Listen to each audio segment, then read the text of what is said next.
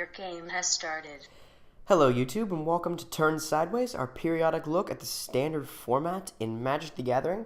Today I'm going to be taking my TEMUR Aggro deck into an unknown matchup in Standard. So sit back, kick back, and just watch this match of 3 games in Magic Standard. So we have won the toss and chosen to play. Looks like we've got 3 lands, 2 of them tapped, a Temur Charm, a Boon Satyr, Polukranos, and an Ashcloud Phoenix. It's a little slow, so depending on the matchup, keeping this could get us killed, but it's got a good enough mixture of things and enough threats that I'm very happy to keep this. So we're going to keep it.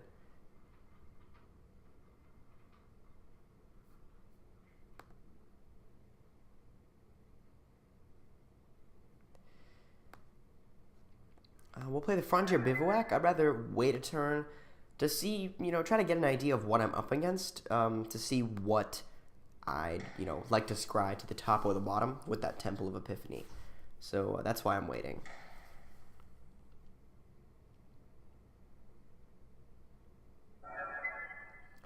Temple of Silence. Okay, so he's going to get a scry.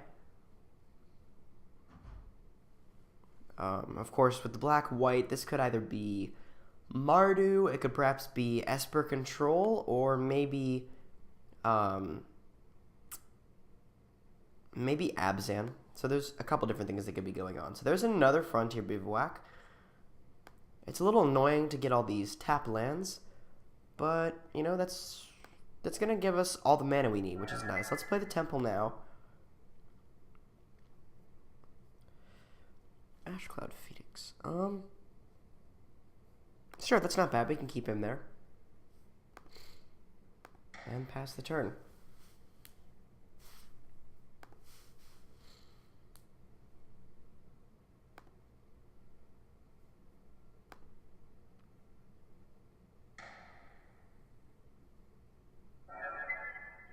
Windswept Heath. Okay, if he grabs a forest here, this might be Abzan. Abzan's not an amazing matchup for this deck. Yeah, there's a forest. So we're playing Abzan here, and this is into turn 2 Caryatid. So it's not necessarily a bad matchup. It's not necessarily a good one either. A lot of the cards in this deck are fairly well situated to sort of just go over the Abzan strategy. But we'll see how this goes here. We're going to play a Foothills and pop it. We're going to fetch a forest here. And we're going to pass the turn to him. And so we're either going to Boon Satyr at the end of his turn if he doesn't do anything particularly annoying to us, or if he tries to go land Siege Rhino, we can just counter it with Temur Charm. That is one of the most flexible and interesting plays in this deck, is leaving 3 mana up to either counter something with Temur Charm or play a Boon Satyr at the end of the turn. And there we go. So he's going to do Siege Rhino, and we're just going to counter that. So that definitely puts us in a good spot for next turn.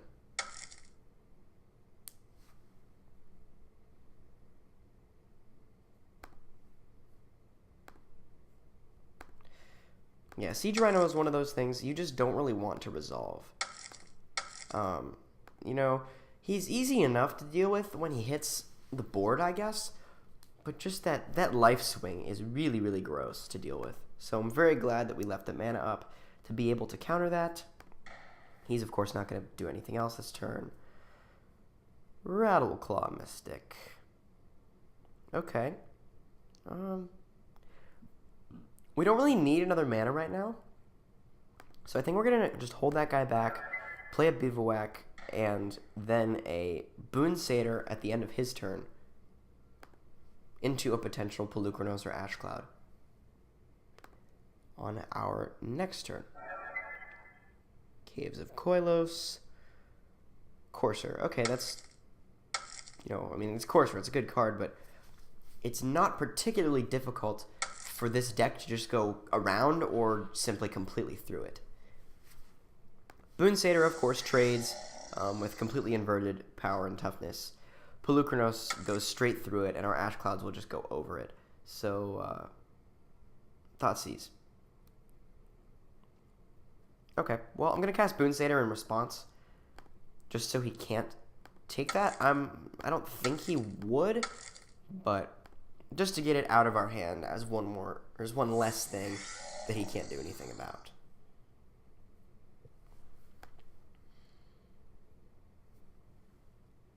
I assume he takes a Polukranos or a Phoenix here, but you know we've got enough threats that Thoughtseize doesn't really hurt here. Thoughtseize is a card that I usually really dislike, but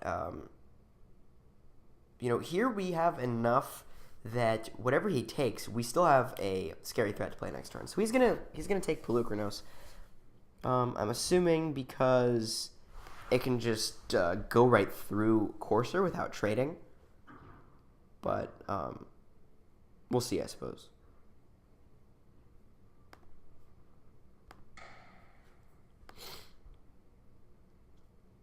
Okay, Elvish Mystic. Fun.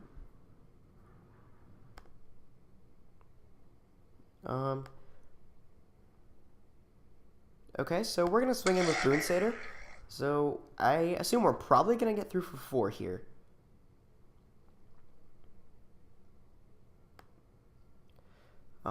You know, I'm totally fine if he wants to trade the Courser. Okay, so he's just going to trade. That's fine. I mean, your Courser can die. Post-combat main, we're just going to play the Phoenix and pass.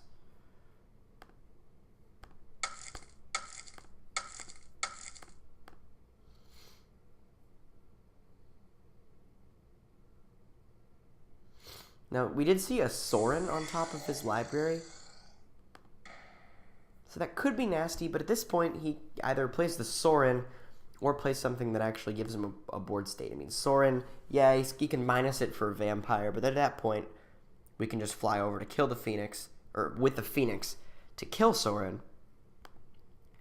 Well, no, I guess he could block with the Vampire.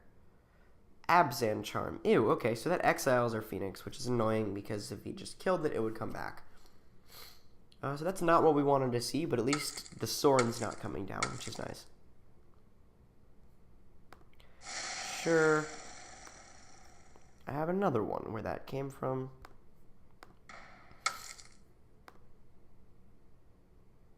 Draw. Another land. Okay, that's annoying, but you can't draw all spells, can you? There's no point in casting it face down here because he knows what's in our hand, or at least knows that there's 2 Phoenixes. Play that land tapped and pass.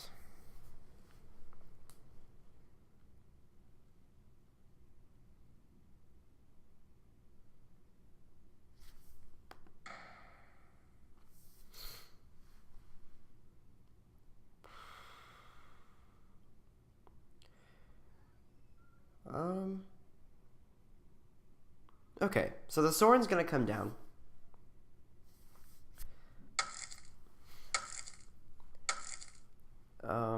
He could either, well, I'm assuming he's gonna make a Vampire. That's probably the play here, because he doesn't really have much of a board state. No, he's gonna plus it, I guess, so it doesn't die to the Phoenix. I'm not sure that's the right play, but whatever. Okay, so we drew another land. We're gonna play it. We're definitely gonna swing at Sorin here.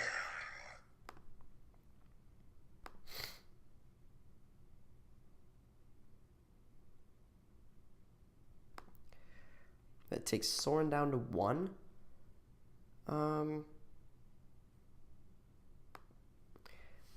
I'd like to try to not overcommit in case he's packing a Dune Blast. But that shouldn't come down for another couple turns, so I think we're safe to at least cast the Rattleclaw Mystic here. And then say go. It is a fearsome sounding human shaman we've got there.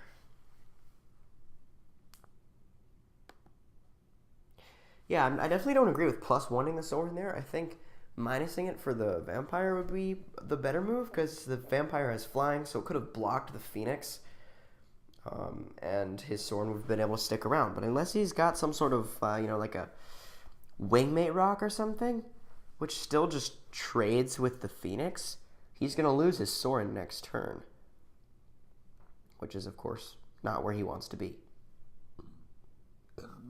Excuse me.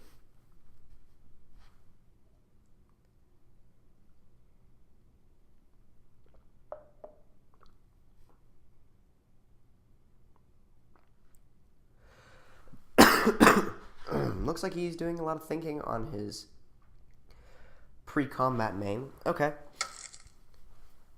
He's going to Hero's Downfall our Ashcloud Phoenix. Okay. So that's not bad. It destroys it. Our Phoenix comes back face down, and we have the mana to flip it up. So I don't think that's a very good play on his part, but Ashcloud Phoenix is one of those cards that's just sort of difficult to work around. Now, Fleece Main Line, that is very nasty, and if we let that stick around a turn, he has the mana to make it indestructible. So that's definitely not something we want sticking around. Yeah, especially it has it's 4/3 lifelinker now. So we definitely want to draw like a lightning strike or something this next turn just to deal with that.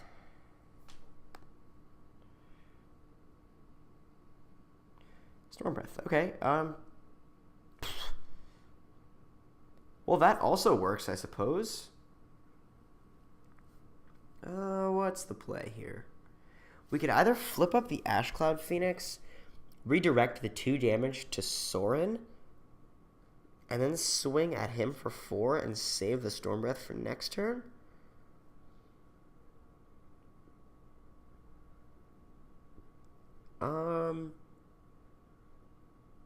That sounds pretty good. Let's hold back the Stormbreath for now.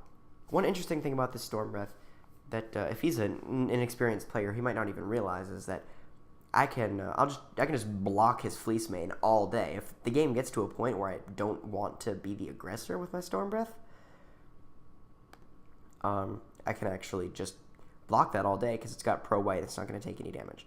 Pre-combat main. We're going to flip this guy up.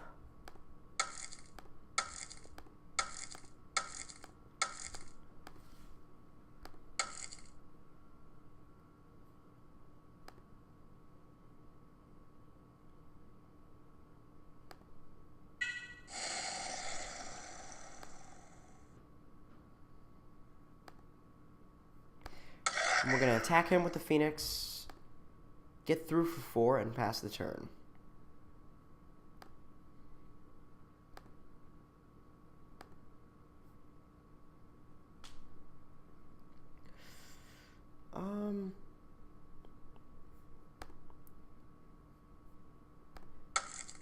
I suppose it's not terrible to play the Elvish Mystic here, just to give us another blocker for the Fleece Mane, I guess. And depending on what else he drops down, so I'm not too worried about overcommitting at this point.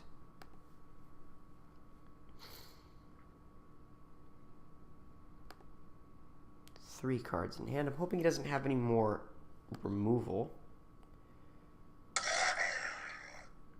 Yeah, he's just gonna attack, and we're just gonna chump with the Elvish Mystic here. That's kind of why I played it. Doesn't have trample, so hexproof and indestructible, but no trample. Okay, so I'm totally cool losing a Mystic there. We obviously have plenty of mana.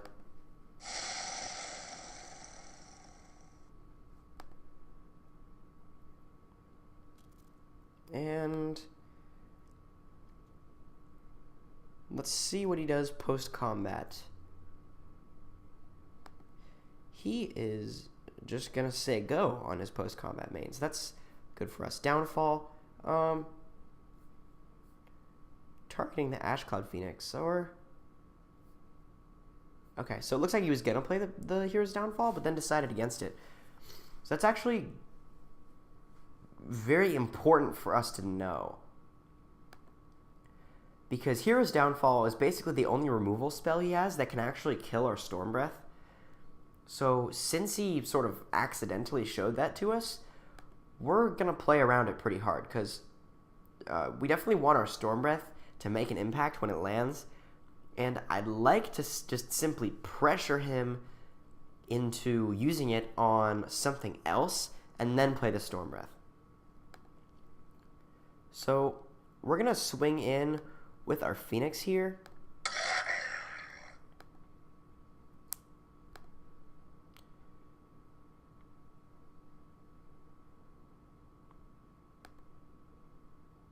Okay, so we've gone to damage, and he's gone down to 9.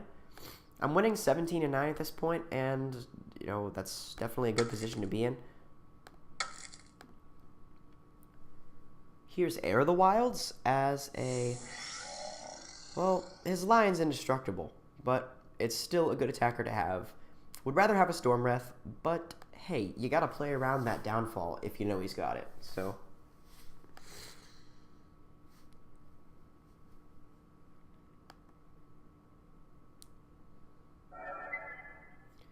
Windswept Heath. He's going to crack it immediately. Trying to think, what can he do for 5? Nissa, maybe? I've seen Nissa Worldwaker in some of the Abzan decks. I guess I wouldn't want to see that here. He's going to swing with Fleece Mane, and we're going to let him through this time, so...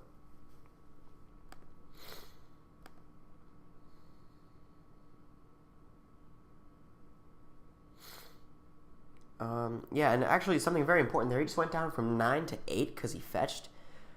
So that just makes him dead to 2 more Phoenix attacks. Or if he does something on his post-combat main that leaves less than 3 mana up, he's just dead to Phoenix and Stormbreath. So we'll see what happens here. The Fleece Mane damage did go through. I'm down to 14. But one of the biggest things for this game is, what does he do after combat? Wingmate Rock. Okay. That makes him actually not dead, but it takes him to 4. Because Wingmate Rocks can't block Stormbreath Dragons because of Pro-White. So, in any other situation, I'd be going, ugh, Wingmate Rock. But at this point, in this matchup, we're actually situated pretty well here. Crater's Claws. Okay.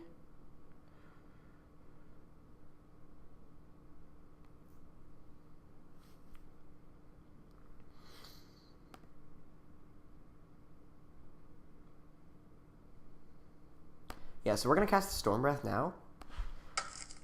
He can Downfall in next turn, but ideally he's not going to survive very long. And even if he does kill the Stormbreath, that puts him in a position where he's basically just has to... where he has to leave a Wingmate Rock back to just trade with our Phoenix. So playing the Stormbreath here puts us in a very good position. And I'm going to leave this 2 mana up here to potentially Crater's Claws his Fleece Mane Lion, and that just makes this turn all the more awful for him. So we are going to swing out with everything that's not a Mana Dork. So we can't block our Stormbreath because both of his birds are white. It's going to trade with either of our Ashclouds, which I'm totally fine with, especially because I have the mana to just flip it again. Heir of the Wilds is a 3/3 Death Toucher, so that's going to at least trade with whatever he may decide to block it with. So we're in a very good position here.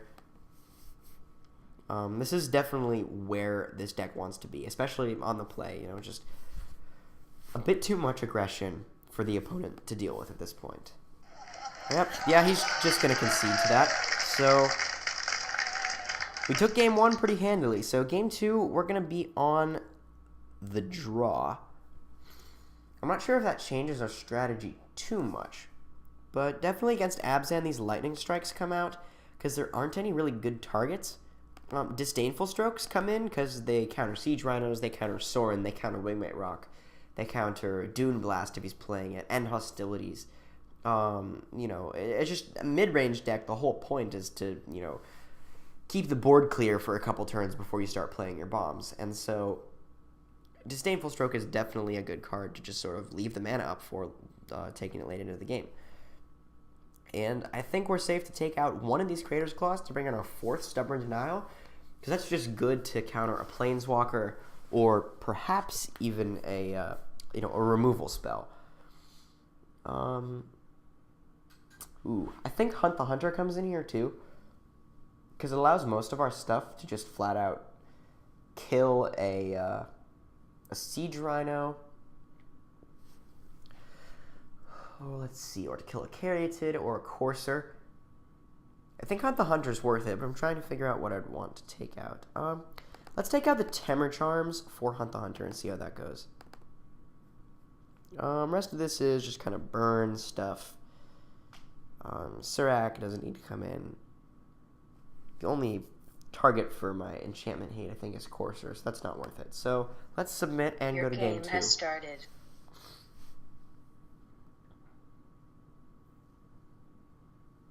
Okay. He's gonna take the play.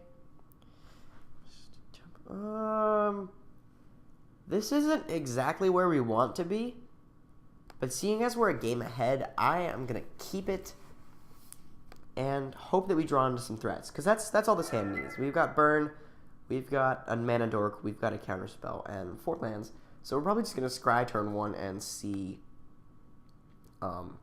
what the top of our deck has in store for us. We're definitely looking for some sort of threat to keep on top at this point.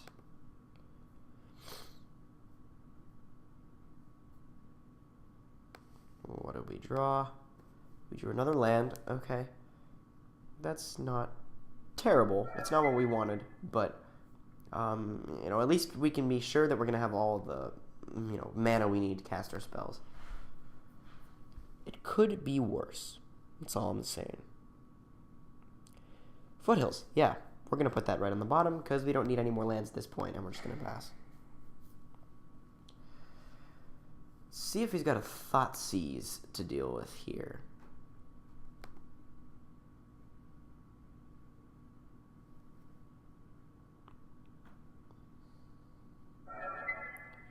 Urborg. Yep, there's a Thoughtseize. Okay, ew. I just personally really hate that card. I think Targeted Discard is just kind of broken in and of itself. But, hey, what can you do? It's a card, they made it. It does lose him 2 life, which is definitely nice for us in the grand scheme of things. It helps us race him down before he can start life-linking back and whatnot, so... I assume we might take the Rattleclaw Mystic here, just because without, you know, creatures, without ramp, the Stubborn Denial becomes a lot worse. Although I can potentially see him taking the Denial too. Yeah, and that's what he did, so... I guess he just wants his removal to resolve, which I can understand.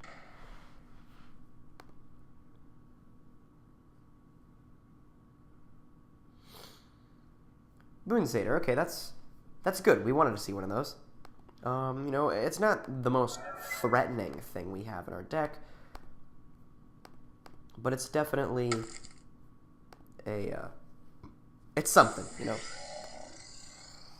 It's something that turns on our Creator's Claws for Ferocious, and it's something that that has 4 power and just pressures him into doing something about it. So I'm definitely pleased with that draw.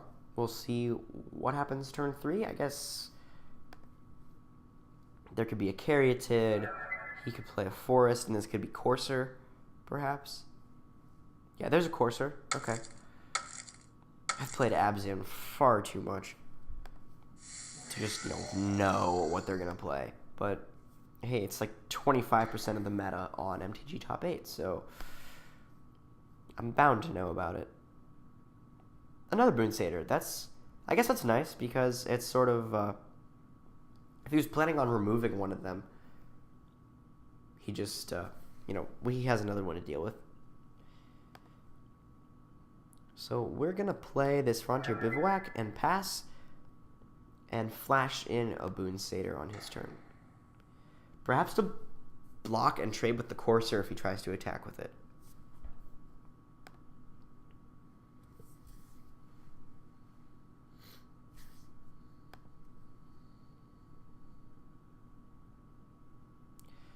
Okay, so far he's only revealed lands off the top.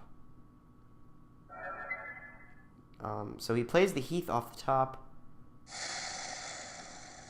to gain a life, and then cracks it, and then is going to gain another life when the land comes back in. But so far, off the top of his deck, he's revealed Plains, Windswept Heath, Sandstep Citadel. Okay, so after shuffling, there's a Fleecemane Lion. That's nasty, but we can Crater's Closet, which is nice, so...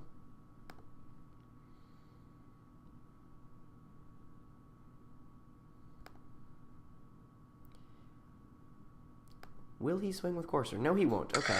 Or he will. So yeah, at this point, I'm actually totally fine with just flashing in a Boon Satyr to trade with that. Because the eventual benefit he gets from having that Courser stick around for so long...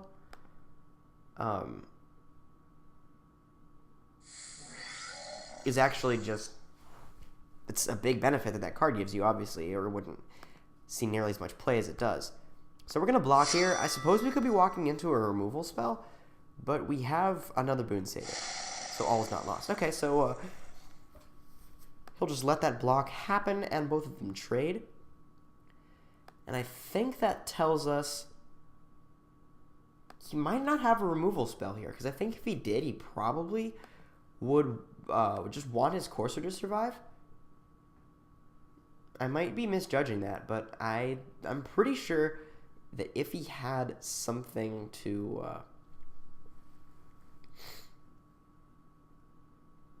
if he had something to do about that, he probably would have done it there. So we're going to play a Mountain, and we could either swing for 2 and flash in the Boon Satyr on the end of his turn, or we could play Rattleclaw Mystic and not attack and flash in the Boon Satyr. I like getting in the damage here, actually. So we're going to swing 2. That's the reason Rattleclaw Mystic is in here instead of his close relative Sylvan Caryatid, because Mystic can attack for 2, which can be super, super important later. Yeah, and we're going to pass and Boon Satyr on the end of his turn. I'd love to see that Fleecemane here. That was on the top of his deck, because that just plays straight into our strategy of Crater's Clawing it. Yeah, so there's the Fleecemane. So that's nice for us because we have a really good answer for that, and it taps him out to the point where he can't play like a Siege Rhino or a Sorin this turn as well. So I'm definitely happy he did that, because that's just walking right into our claws.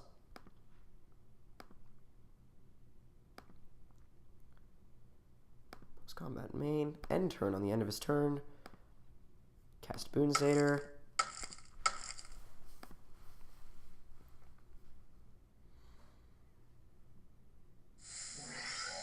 There he is.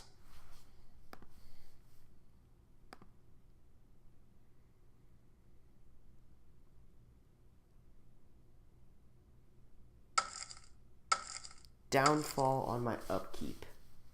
Ugh. Okay.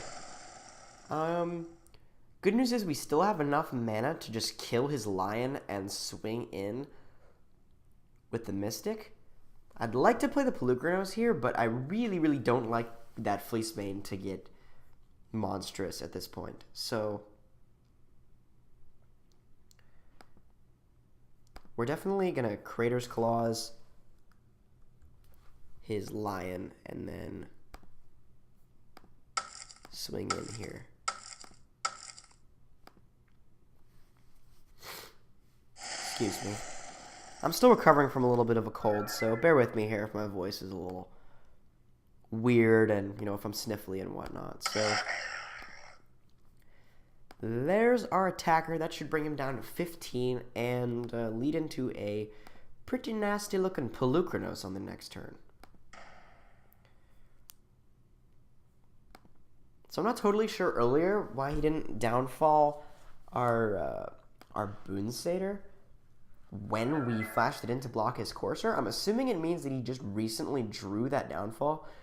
And I think that's good for us because, you know, if he's working with some sort of hand that was light on removal, that's totally where we want to be. Because most of the stuff he can put on the board is stuff that we can deal with pretty easily. I mean, a Siege Rhino comes down, yeah, that Life Swing is annoying. That brings it, you know, to 17 all. But our Polukranos just eats his Rhino alive, so...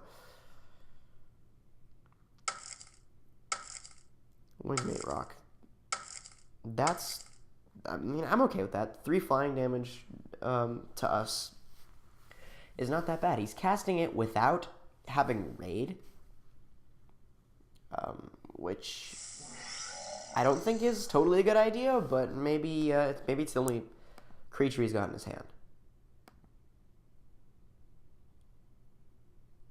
Yavimaya Coast, okay. So we're just gonna cast Polukranos here.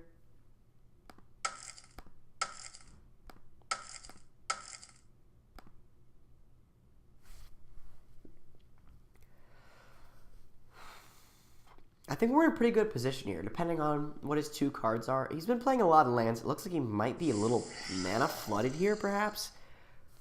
But all the indications so far are showing that he's very light on removal, which is good for us. And let's play another Rattleclaw just to pressure him.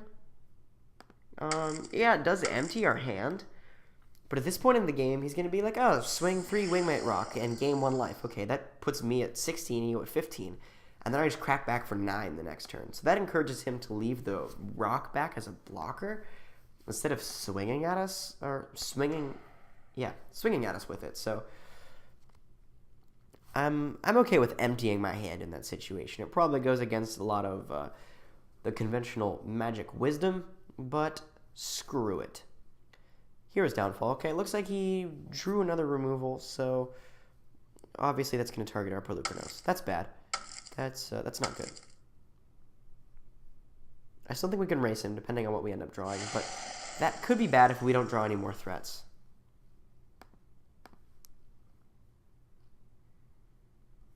Also, if we draw a Stormbreath here, it's probably just game ending.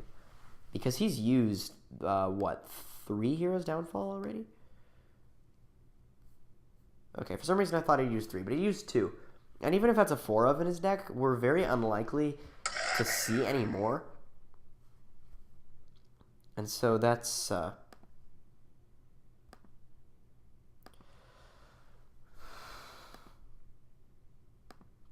definitely good for us if he's out of Hero's Downfall, because that makes our Stormbreath Dragon just so much better. Ashcloud Phoenix, okay, that's close to a Stormbreath Dragon, but good in this situation because it can block the Wingmate Rock and then just flip up. So that's very good. We're going to swing with both Mystics here to deal him 4, and then play our Ashcloud post-combat.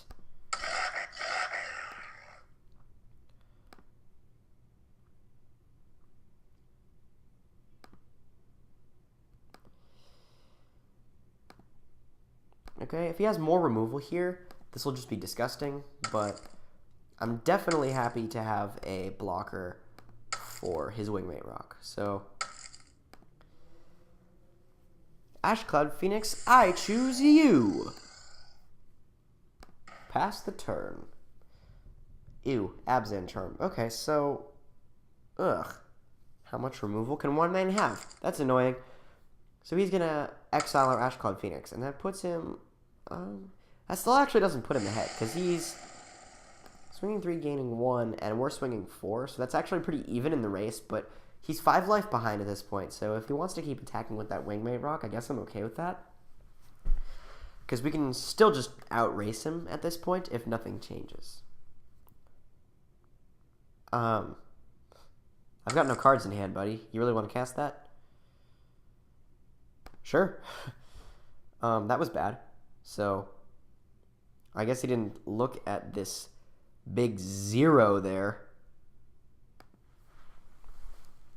Wait, did he actually cast that? Yeah, he cast that. So it looks like our opponent's either new to the software or a little inexperienced, I guess. So, or that could have just been a complete misplay, I suppose. So, that's good for us because it takes him down to 9. He's not going to attack with the rock here, which is probably pretty smart. Stumbers now. That's actually pretty bad here because we don't have Ferocious. So, yep, since he left that back as a blocker, that just kind of stalemates the board at this point. We could swing with both and let one get through, but that's just not very profitable right now. It's not worth getting through, like, you know, just 2 damage.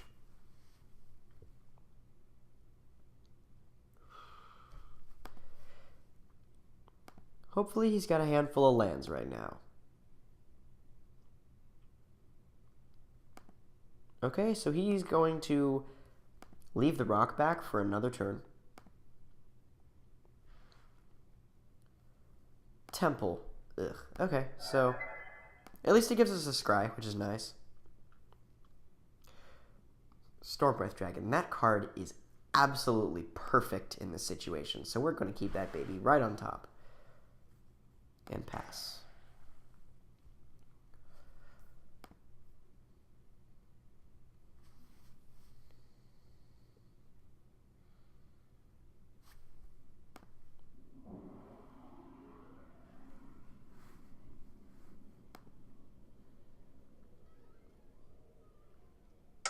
Courser of Crewfix.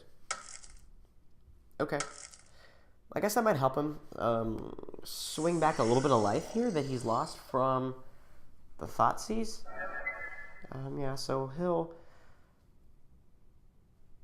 play something, get a scry trigger, and gain 1. So there was an Abzan Charm on top. And he's going to keep that on top. Little does he know, we have a Stormbreath Dragon, which cannot be targeted by Abzan Charm. So since he's already used 2 downfalls, Stormbreath Dragon is perfect. That's why I've got the Stormbreath in here. There's so much of a saturation of Abzan in the meta at this point. He's gonna attack with Wingmate Rock. I guess that's okay. He'll go back to 11, and I'll go down to 13. But this game is probably over pretty soon, anyways. That's why I have 2 Stormbreath main board. Because with the oversaturation of Abzan decks in the meta right now, this guy, you know, he just screws Abzan decks so hard. Because they tend to use the downfall early on because it's, you know, it's cheap removal and they need it. And then Stormbreath comes down and it's just game ending.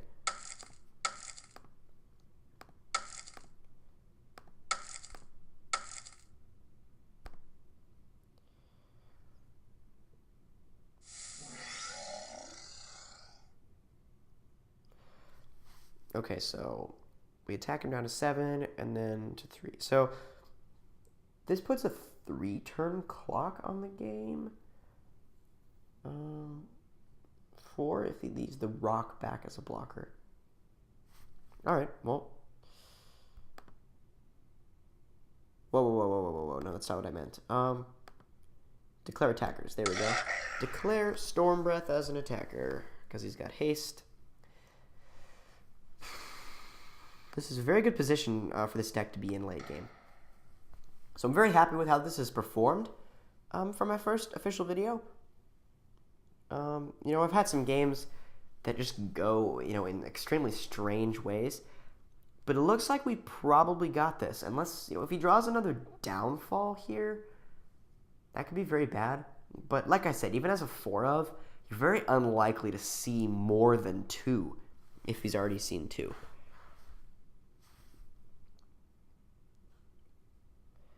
I think this guy might be... Yeah, he might be an inexperienced player. I feel kind of bad for him because he was trying to Abzan Charm or Stormbreath Dragon, but then realized it had Pro White. So he doesn't look like he's very familiar with the current metagame. And I hate to... I don't know if take advantage is the right word. But I hate to win against someone that's, not necessarily playing to their full potential because they're new. So, I'm assuming he's going to leave the rock back as a blocker.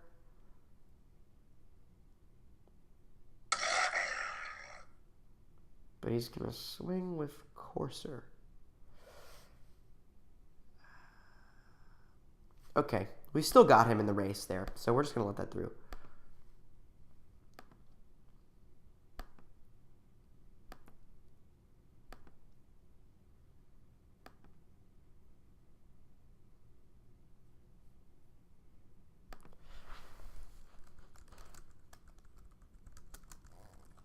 I'm going to ask him if he's a newer player.